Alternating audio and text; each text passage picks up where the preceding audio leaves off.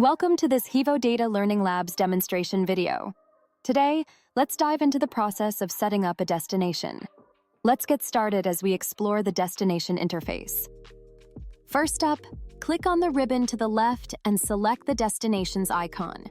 This presents us with all the possible destinations we can create.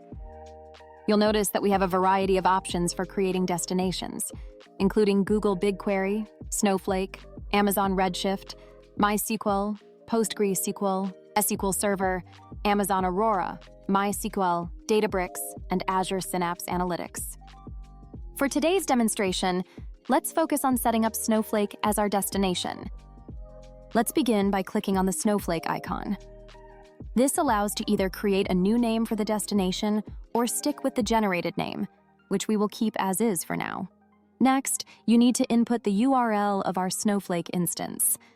At this juncture, you have the choice between using key pair authentication or access credentials. Snowflake highly recommends key pair authentication, so that's the route you can take for this setup.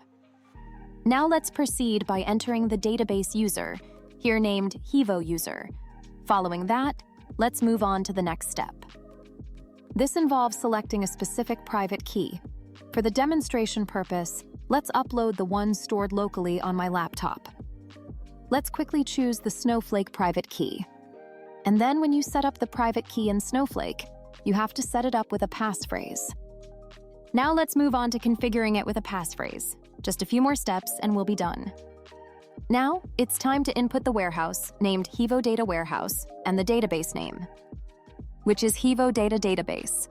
For the demo, let's opt to leave it in the public schema. We also have some advanced options to consider, such as whether to populate loaded timestamps or create transient tables.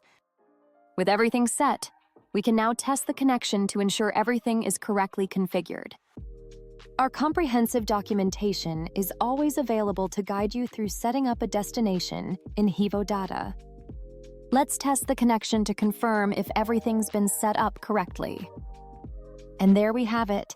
The destination in Hevo Data has been successfully set up. Thank you for joining us for this Hevo Data Learning Labs demonstration video. We look forward to seeing you in our next session. Take care!